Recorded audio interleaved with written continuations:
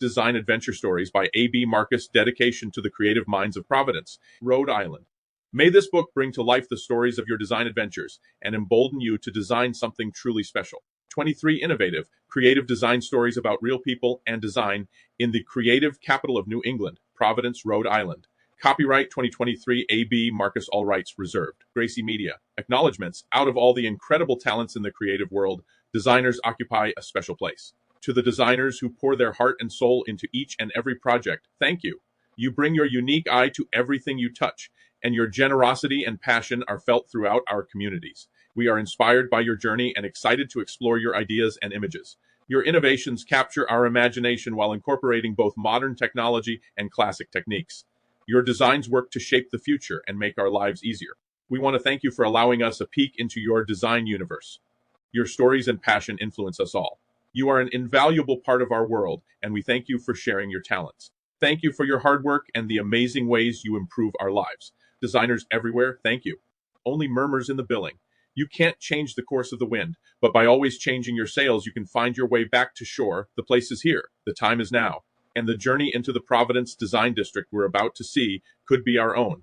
Another notice, another bill, another month. This is wrong. I can't owe this much, she muttered to herself in a war cry whisper in her little office off of Weybosset Street in downtown Providence, Rhode Island. New PVD designer Emily decided to follow some great design mentors she knew mentoring would bring preeminent achievement. Bang, crash. Oh no, Cody, she yelled. Just then, Cody, Emily's little white terrier mix, knocked over the tiny orange and yellow flower bouquet she just bought from Lofty's flower shop in the PVD arcade. She thought it was the one great addition to her little office her brother Mike helped pay for this month. 7. Why is design so darn hard in the city? She said out loud. I thought there'd be more opportunities from that school. That's how she and her design friends referred to their alma mater school on the hill. But just then she remembered what Kip, her Newport, Rhode Island sailing coach, told her. You can't change the course of the wind, but by always changing your sails, you can find your way back to shore. The end May 8th muses a strike in May once upon, a very recent time on a day in May. There was a writer's strike.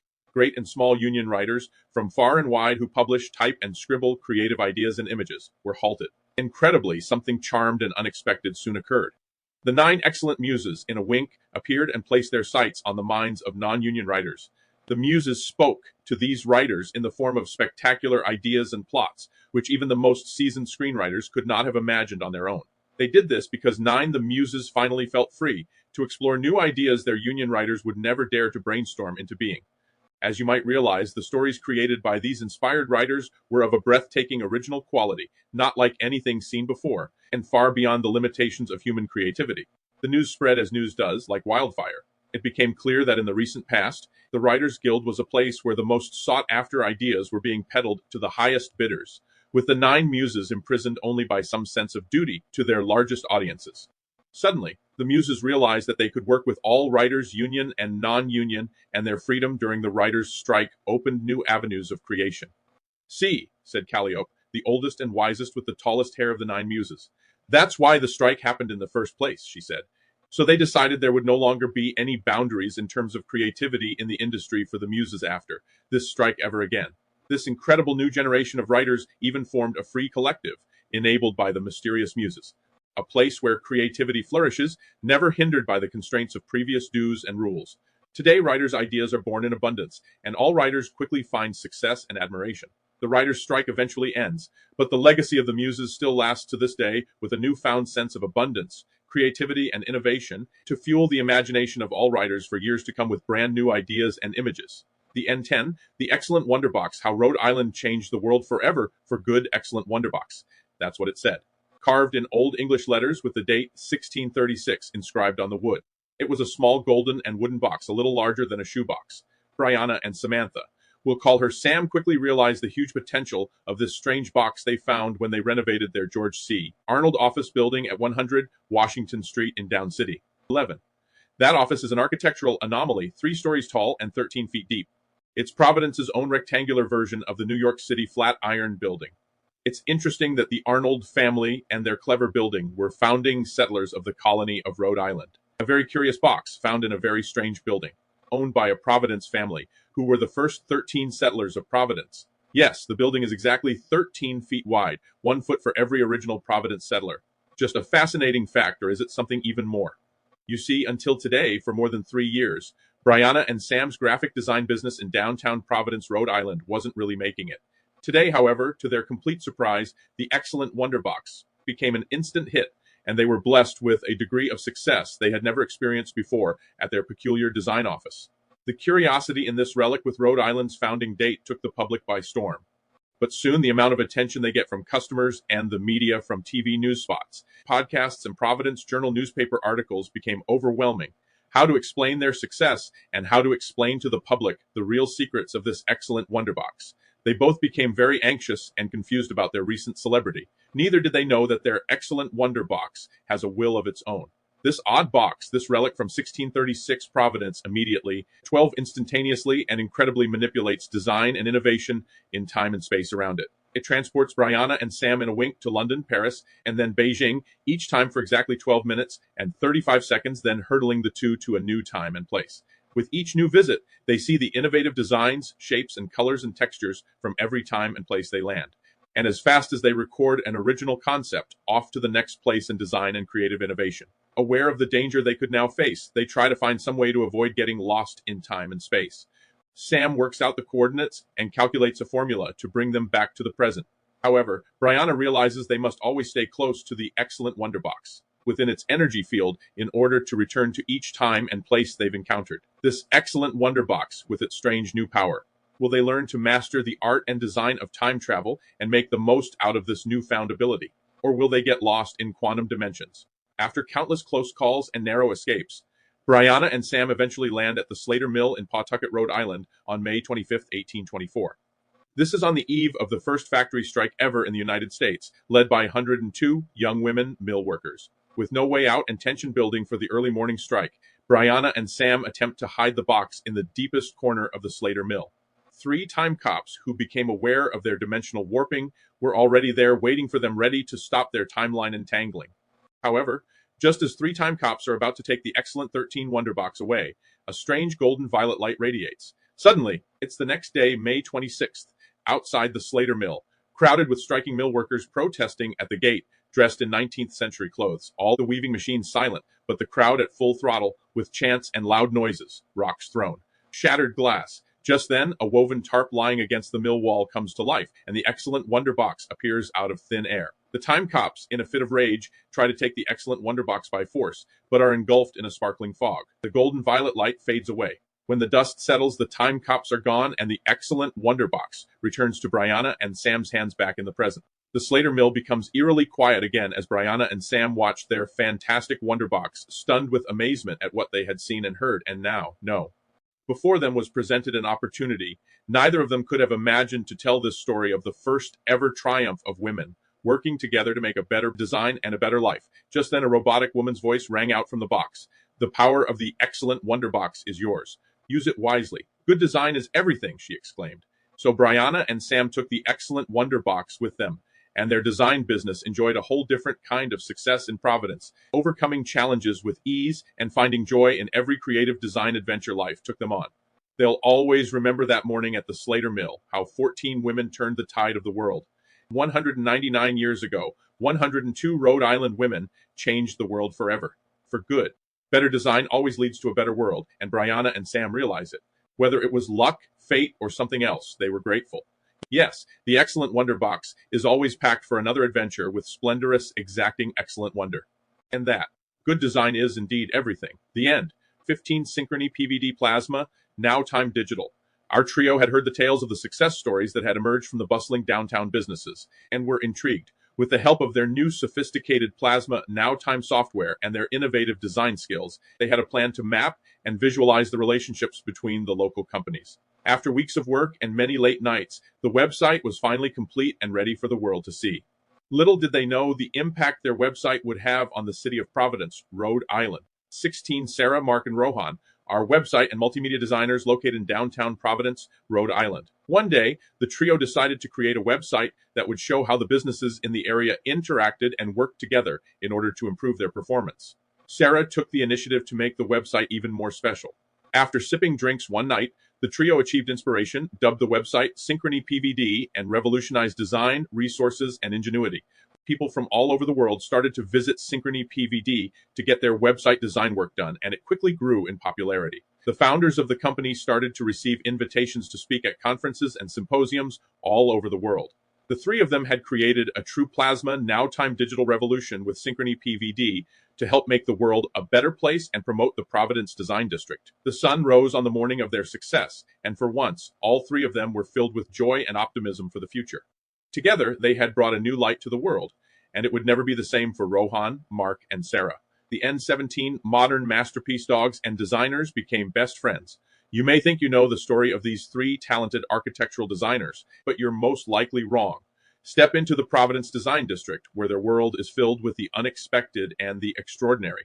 As the creative capital around them changes, they find themselves in a place where the impossible becomes reality, and the boundaries between the real and the fantastic become blurred.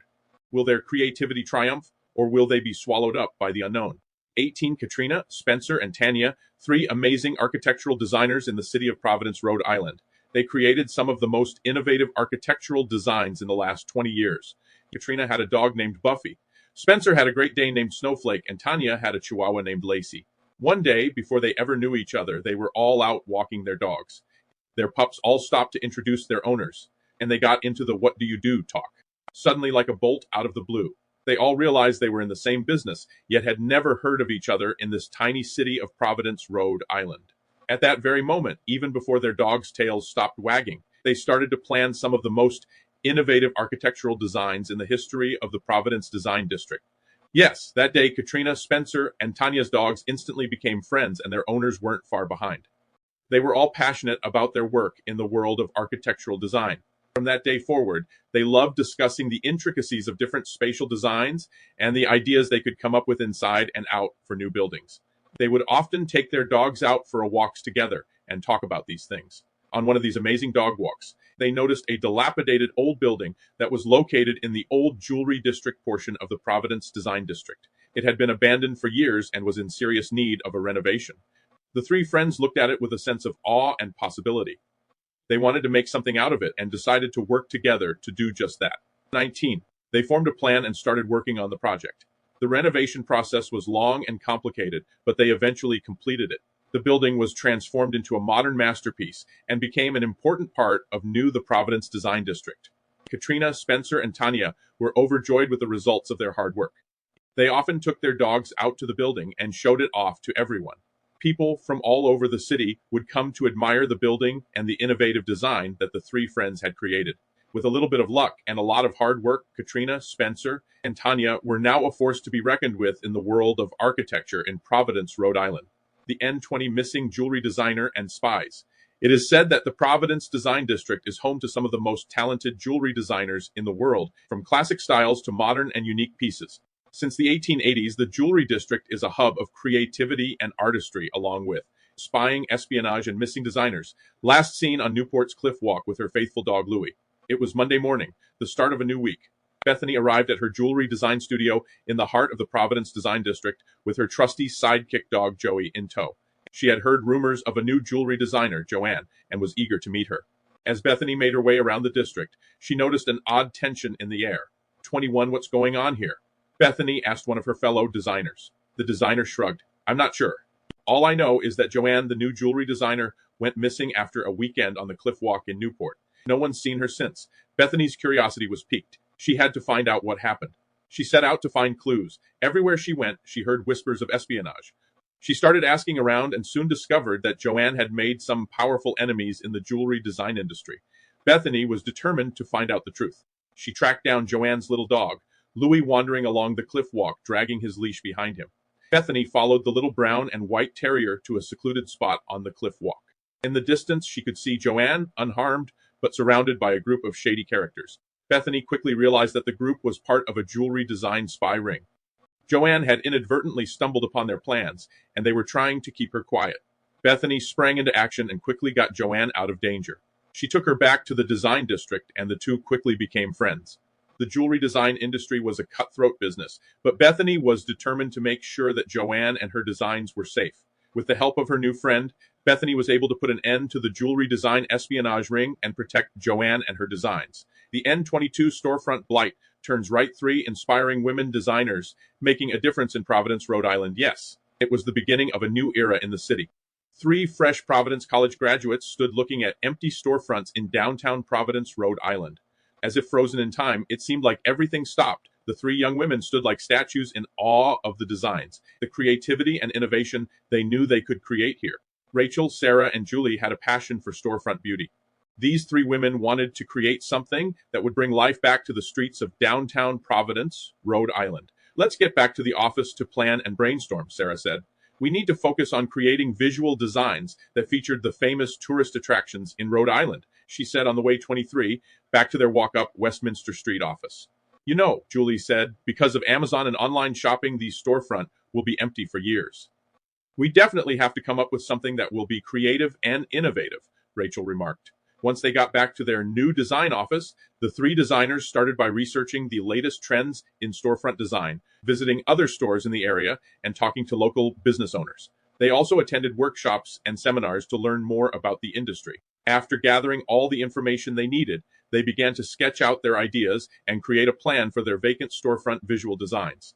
And the 3 designers worked together to create a modern, inviting, and unique storefront designs for empty storefronts. They used bright colors, interesting shapes, and unique materials to create a space that was inviting and eye-catching. They also incorporated elements of their own personal style into the design. They all knew it was the beginning of a new era in the city since the Providence Design District had been established, and Rachel, Sarah, and Julie knew they were graphic designers were at the forefront of this new movement.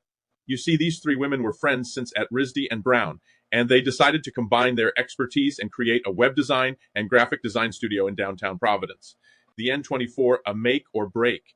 ER design, a lamp in the hand, is better than 2 in the catalog. Popular Providence people of Rhode Island were growing increasingly uneasy. For months, rumors had been circulating about the Breakers Mansion in Newport and the trio of Providence interior designers working within its walls. No one knew what was really happening inside, but all could feel the incredible imaginative presence of talented interior designers at work, because this was the first time in 100 years that the decor of the mansion had changed. Jenna, Natalie, and Spencer were 3 established Providence, Rhode Island interior designers. 25, they each had adorable dogs. Jenna had Charlie, a cream-colored Frenchie. Natalie had Lucy, a strawberry-brown Cocker Spaniel, and Spencer had Daisy, an adorable gray-colored mini Schnauzer. The trio had been working on a new interior design project for the Breakers Mansion in Newport for the past few months, and during the whole project, their dogs never left their side because they were official registered service dogs. The team had worked tirelessly to come up with the perfect design for the mansion, and were almost finished when they encountered an unexpected problem. One of the items needed for their design was a rare lamp that could only be found in a small shop somewhere in the state of Rhode Island. Jenna, Natalie, and Spencer had all agreed that having the lamp was essential for the project, but now they were running out of time. The team decided to split up and search for the lamp across the state. Jenna and Natalie headed to the shops, while Spencer stayed behind to work on the design. As Jenna and her little dog, Charlie, headed north to search the shops from Burrillville to Woonsocket, Natalie and little Lucy searched the shops from Warwick to Narragansett. Finally, Natalie and little Lucy dog found the perfect lamp at a little shop called Shaw Pottery in Wyoming, Rhode Island. But when Natalie went to purchase it, she was told the custom-made display model wasn't for sale and that the shop had already sold that lamp to someone else. Jenna and Natalie returned to the mansion empty-handed and 26 discouraged. However, when they arrived back at the Breakers Mansion, they found Spencer's Daisy, his little Schnauzer, playing in the closet when she dragged out a box with an equally beautiful lamp for the design right on the Breakers Mansion estate. Jenna, Natalie, and Spencer all looked at each other and smiled, realizing the moral of their story.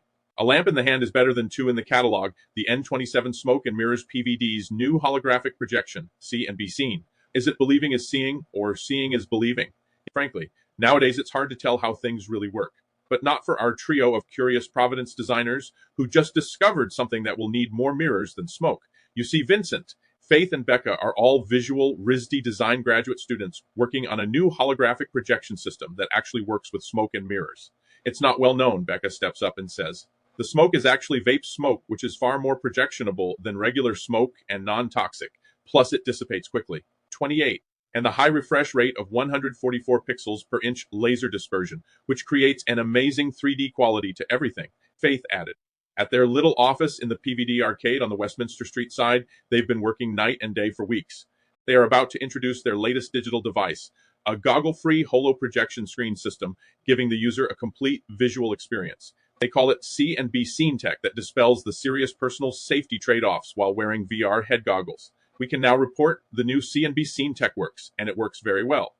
This invention will give users a new way to experience the world and, in turn, has inspired people from all walks of life to explore the unknown and push the boundaries of holographic VR reality. Once again, the world has been changed by this team of fascinating cooperative Providence designers, and this is only the beginning. The N29 Irish twins, true Irish tales only told on St. Patrick's Day. When the Irish twins were born less than 1 year apart, the family joked that they'd be joined at the hip, but little did they know how true that would become. The Quins were a family of 6 from County Cork, Ireland. Carmela was the oldest. Anna was next, then Lindsay and Jason. Carmela and Anna were Irish twins because they were born within 10 months of each other. But they were also called Irish twins because they shared a twin, equal distrust and dislike of their 2 younger siblings, and were always working together to undermine their hopes and dreams. Their family and grandparents adored all the children of the Quinn family. The grandma Mamie especially adored her granddaughter Lindsay. 30, however, Carmela was so jealous of her little sister Lindsay and Jason that she wished her grandma were dead. Then one night in a dream, Carmela got a premonition that their beloved grandma Mamie would die in a car wreck. No matter how frightening the dream was, Carmela refused to tell Grandma Mamie about this fate. The car crashed. Grandma Mamie died. It all happened exactly 1 week to the day that Carmela had the dream. Carmela was stunned and confused, yet something inside her was full of glee to see Grandma Mamie out of their lives. A few years had passed, and one day their dad Leonard stumbled upon a kitten that had fallen down through a street grate and needed rescue. Leonard's long arms just barely reached the kitten, and it was saved. He brought it home that day, and Lindsay and Jason named the little kitten Stevie. Stevie, the rescue kitten, grew up quickly and became a source of joy for the family, especially Lindsay and Jason. Carmela had observed for a long time the joy that Stevie had brought to her youngest siblings. Anna and Carmela started into planning how they could stop this happy experience. Plus, Carmela hated the smell of the cat box and didn't want it anymore. Anna and Carmela decided to rehome the cat, while Lindsay and Jason were at church one Sunday morning. When they arrived home, Stevie was gone. "Have you seen Stevie, Carmela, Anna?" 31. They both said at the same time, "I don't know anything about it." Heartbroken, Lindsay and Jason looked for days and weeks to find their beloved cat. They put up signs, but nothing. A couple of weeks later, to make up for the loss of the family cat, their dad Leonard bought Lindsay and Jason new bikes. They really enjoyed them, but missed their 4-legged friend. A month after that, Anna and Carmela were at it again, planning a way to get rid of the new bikes. On a warm summer afternoon, Jason went out to ride his bike, and both his bike and Lindsay's bike were gone. Anna and Carmela did it. They tricked their youngest siblings and broke their hearts again. Carmela was the oldest, and she felt she never got the love she was due, so she planned these events to break her 2 siblings. So the 2 stewed in their latest scheme, knowing their secrets would bind them as Irish twins for the rest of their lives. Until Anna died one day. Carmela's secrets were suddenly revealed because Anna kept a diary of what they did to their little sister and brother. All in County Cork, Ireland, heard of the misdoings of these mischievous Irish twins, and their tale lives on in Irish infamy. The end. 32. Toy Design Road Trip, donating toys to children's hospitals. Across the USA, late one night on Fountain Street in downtown Providence, Rhode Island, Nora, New, and Josie were hard at work in the company's design studio, dreaming up the next big thing in toy design. But as the hour grew late, something strange began to happen. As they looked around in amazement, they realized they had stumbled upon a strange new world, a world that existed between reality and fantasy, between the waking and the dreaming. They now knew they needed to go on a toy design road trip. Of course, they worked for that famous toy company in Providence, Rhode Island. This month, they were in charge of coming up with the most creative and innovative designs for the company's toys. 33. Nora was the creative one, coming up with the most wild and imaginative ideas. New was the engineer, making sure the designs were sturdy and safe. And Josie was the one who kept everything organized, working hard to make sure the toys got to the stores on time. To celebrate their success, the trio decided to take a cross-country road trip to visit toy stores that stock their products. Over the course of 2 weeks, they would visit toy and craft stores in 10 different states. The first day of the trip took them from their home in Providence, Rhode Island to Arizona. Along the way, they stopped in small towns to admire the scenery and explore the local stores. They even took a detour to visit the Grand Canyon. The next few days were filled with visits to stores in Nevada, Utah, Colorado, and Nebraska. The trio stayed in small towns and enjoyed the local cuisine and culture. Everywhere they went, they were amazed by the way the people of all ages welcomed them and the enthusiasm with which they embraced their amazing toys. In South Dakota, they stopped at a children's hospital to donate some of their toys. The kids loved their creations, and the staff was incredibly grateful. The last few days of the trip were spent in the Midwest. They visited toy stores in Illinois, Wisconsin, Iowa, and Minnesota. Everywhere they went, they encountered friendly faces and happy customers who loved their famous toy company puzzles and games. By the end of their trip, Nora, New, and Josie were exhausted but delighted with one special toy idea they found in Colorado that will be designed and ready just in time for the Christmas season. The N34 Escaping the Landscape. A cliff walk. Now, we are about to enter a new dimension of creativity and innovation where design becomes reality in Newport, Rhode Island's Cliff Walk. Meet Patty, a Providence landscape designer with a vision that can never be contained. Step through the door and join Patty and her little dog Toby and their cliff walk journey of wonder and beauty. Patty is a creative and innovative landscaper who loves to bring her ideas to life. She has won several awards for her amazing work and was even featured in the Providence Design District magazine. 35 Patty's work brings a unique and captivating atmosphere to this fantastical Narragansett Bay landscape. Experience the unrivaled beauty of Patty's work and explore the secrets that lie within Newport's Cliff Walk. Our Patty is a petite woman with long, wavy brown hair and deep brown eyes with a warm and friendly smile and an incredibly infectious laugh. Patty, a Johnson & Wales design graduate, has designed gardens for private homes, commercial buildings, and community parks. Her designs are both functional and aesthetically pleasing, with her signature being natural and organic elements that are both beautiful and practical. Patty takes pride in her work and loves to see the finished product when her plans are complete. She often takes Toby, her 4-year-old Chihuahua mix rescue, on the walk with her to provide a calming presence and to get a better look at the beautiful scenery in Newport's Cliff Walk. Back at her office on Westminster Street next to the Providence Arcade, Patty got right to work on her Cliff Walk landscaping ideas. Patty is an amazing designer and her work is truly a masterpiece. She is an inspiration to others and a great example of how creativity and hard work can make all the difference. Her designs truly transform the landscape and bring beauty and joy to everyone who gets to experience them. The N36 trio of fashion designers unite. Sarah, Melissa, and Louise were 3 friends who lived in Providence, Rhode Island, and had all recently graduated with degrees in fashion design.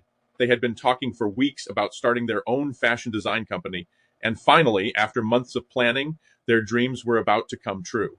Sarah was the creative force behind the trio, Melissa was the marketing guru, and Louise was the numbers-savvy financial expert. Together, they had the perfect combination of skills to start their own business. They opened their design studio they named SML Fashions after their first initials.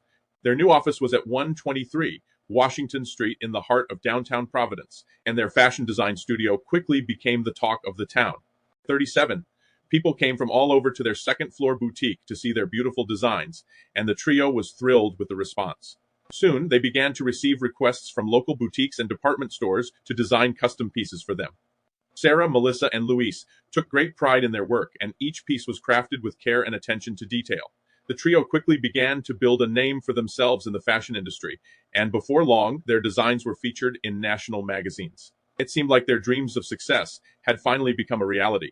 Today, Sarah, Melissa, and Louise are still designing beautiful clothing and accessories from their Washington Street studio in Providence. Their proud SML Fashions made a name for themselves in the fashion industry, and they continue to create pieces that are loved by people all over the world. The N38 Small Point Cafe played no small part. Small Point Cafe played no small part in that design day, like some strange, mysterious force that seemed to be guiding their every move. They had no idea what they were getting themselves into, but they knew there was something wonderful about the Providence Design District. The 3 designers, Ashley, Teresa, and Jacqueline, were all excited to meet up at the Small Point Cafe on Westminster Street in downtown Providence. They had heard about the Providence Design District and thought it would be the perfect place to start a new business. The trio discussed their design skills and brainstormed ideas for their new venture over lattes and cappuccino and a single scone between them.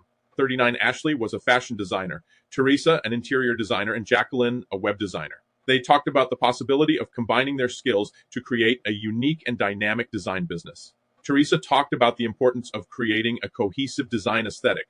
She suggested they focus on a specific type of design that could be used in both fashion and interior design. Ashley and Jacqueline agreed and began to discuss the possibilities. Jacqueline suggested they create a website to showcase their work and make it easier for potential clients to find them. She also suggested they use social media to promote their business. The group brainstormed ideas for their business and eventually settled on a name. Small Point Design named after the cafe where they came up with this amazing new triple threat design business. They decided it was the perfect name for their business because it was located in downtown Providence and represented their small business. The trio was excited about their new venture and couldn't wait to get started. They planned to visit the Brown, Johnson and Wales and RISD design libraries, along with other downtown designers in the Providence Design District, to find inspiration and ideas for their business. The three designers had a great time at the cafe and left feeling inspired and ready to take on the world of design. They knew that if they worked together, they could create something unique and special. With the help of their combined skills, Small Point Design was born, named after their favorite cafe in Down City. 40. Their minds were bursting with ideas, and their hearts were filled with joy. They worked together every day and night to make something new, something that was out of sight.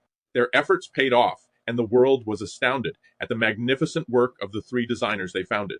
The world was a better place, and the three friends had a blast, thanks to the power of their creative partnership that would ever last. The N41 Providence was proud to have such talented women. Minnie and Mikey, too. Marla and Ava had been friends since they were little, and they both shared a love of animals. They had both grown up with pets and were constantly talking about all the animals they had ever had. Marla decided to get a new puppy, and the very same day, Ava decided to get a puppy too. They both named their new puppies Minnie and Mikey. The two dogs became instant best friends, and Marla and Ava were delighted by their playful energy. Mikey and Minnie were always running around together, chasing each other and playing tag. Marla and Ava were happy just to sit and watch their furry friends having fun. 42. One day, Marla and Ava decided to take Mikey and Minnie to the park. As their pups, Minnie and Mike played fetch, ran around and explored all the sights and smells. Marla shouted across the park to Ava, "I have a far better design for this park, you know. We need more space in the sun for the dogs to get exercise," and Ava yelled back. "And we could create a structure to keep the pups cool on hot, sunny days." The two women found they shared a passion for design, and when they started to discuss their businesses, they discovered a new level of understanding and cooperation. Ava's architecture business was flourishing, but Marla's landscape design business was still struggling to gain a foothold in the competitive Providence market.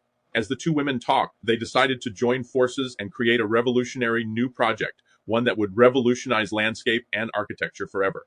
The project was centered in the heart of the Providence Design District, the perfect location for their businesses to collaborate and create something that would stand out from the rest.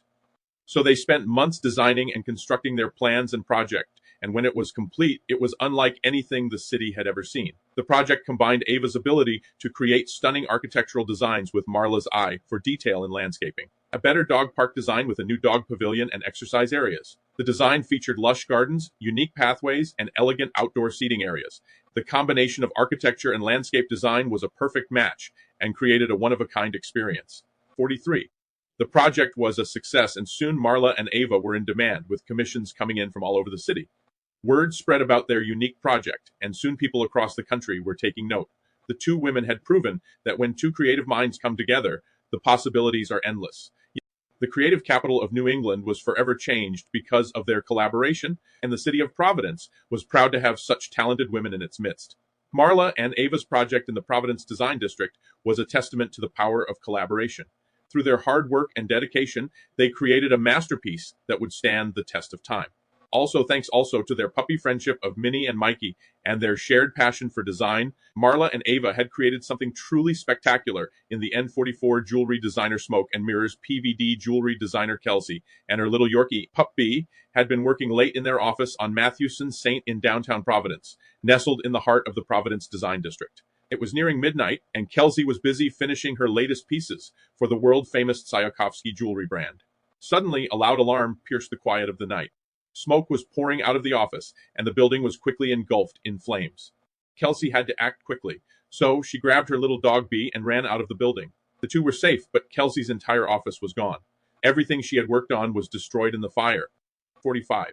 Fortunately, Kelsey was able to salvage her sketches and design plans, as well as her laptop, which contained all of her work. Kelsey was devastated by the fire, but she was determined to make the deadline for Tchaikovsky jewelry. With the help of her friends, she was able to recreate her pieces and met the deadline. Kelsey was grateful to have escaped the fire with Bee and was also thankful for the help from her friends. She was back in business and was now more determined than ever to keep creating beautiful jewelry. The N46.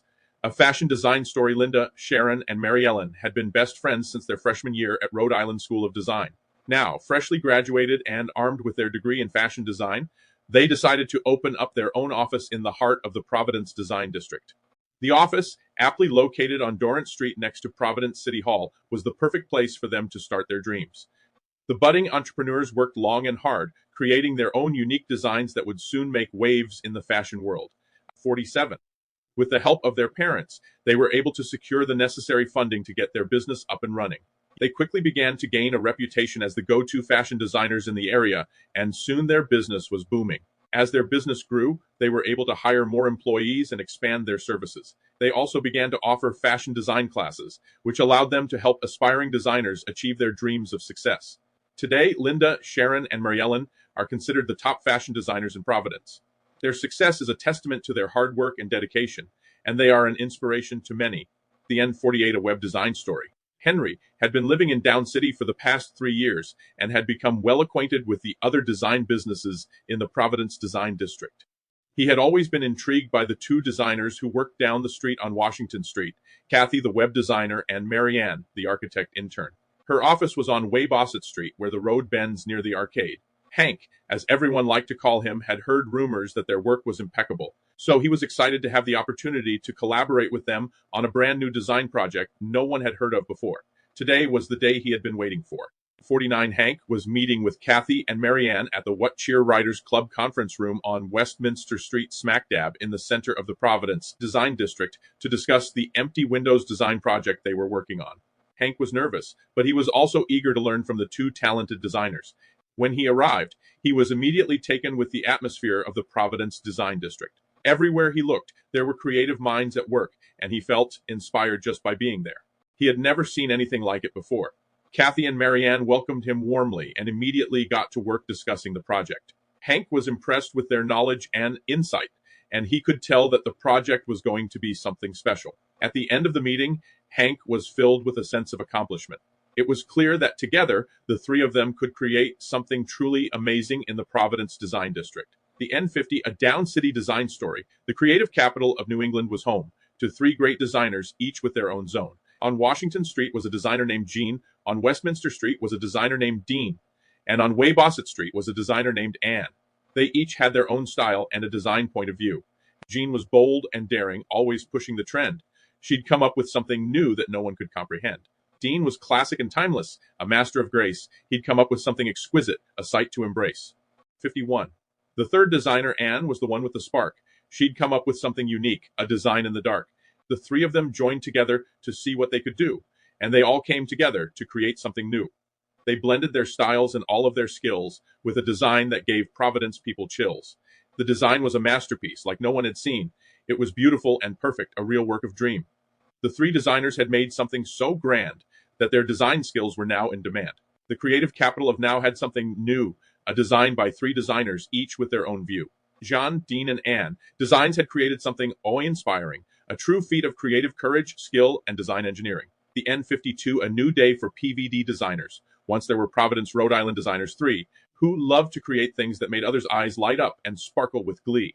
They got up each morning and set coffee to perk, creating designs they knew would work. From their design studio, they crafted the best, from logos and websites to graphics that always impressed. Their ideas were so bold and their colors so bright. The city of Providence just couldn't help but take notice of their light. 53. As their business grew, so did their fame. They knew that Providence was the perfect place for their design to reign.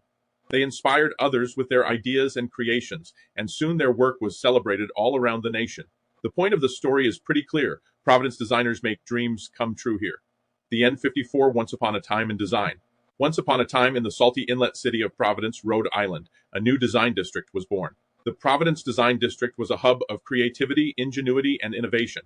The Providence Design District artists, architects, and designers from around the world flocked to the area, eager to explore the possibilities of the new district. The Providence Design District quickly became the go-to destination for those seeking to bring their ideas to life.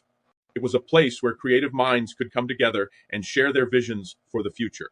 From the boldest fashion trends to the most cutting-edge technologies, the Design District was a place where anything 55 was possible. The district soon became a hotbed for experimentation and collaboration. Designers, architects, and innovators from all walks of life worked side by side to create innovative solutions to the problems facing society. Whether it was developing green technology or creating sustainable structures, the design district was a place where real progress could be made. As the years went by, the design district grew in size and influence. It was a place where people from across the globe could come together to share their ideas and work together to create a better tomorrow. The design district was a place of possibility, of ambition, and of progress, and it continues to be a beacon of hope for the future. The N56, 57, 58, 59 Design Adventure Stories by A.B. Marcus, copyright 2023, A.B. Marcus, all rights reserved. Gracie Media, 60, 61, 62, 63, 64.